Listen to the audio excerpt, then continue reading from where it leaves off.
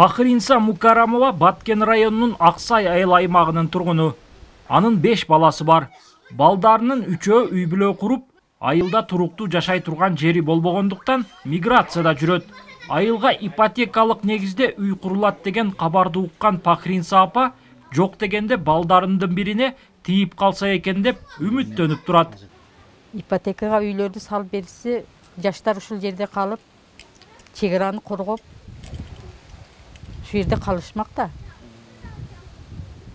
Азыр эми үй жай жок, жер жок. Үй жай жок, бардыгы иш жок. Кетет.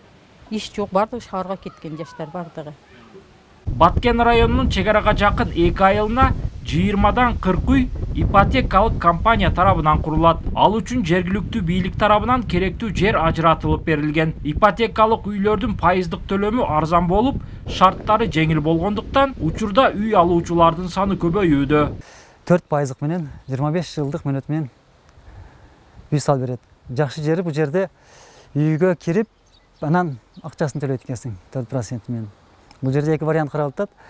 10 үйү 100 метр квадраттык, 10 үйү 80 метр квадраттык. Экөөдө кичине төлөмдө айырмасы бар экен.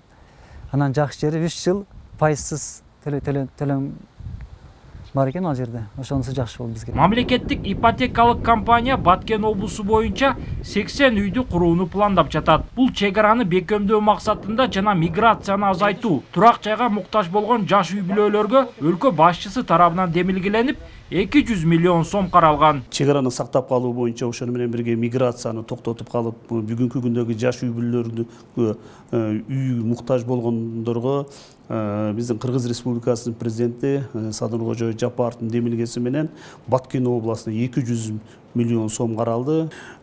Биз бул үйлөрдү салып жаткан жерлерди биз карап чыктык. Биринчи кезекте ошол жердеги инфраструктураларды бар жерлерди гана карап чыктык. Бүгүнкү күндө азыркы Баткен району жана Лелек районунда салып жаткан айылдарда бүт инфраструктуралары дал келет. Учурда облус аймагында ипотекага турак жай алуучулардын саны көбөйүүдө. Облус башчысынын айтымында ипотекалык үйлөр алдыда дагы башка аймактарда да курулуусу пландалууда.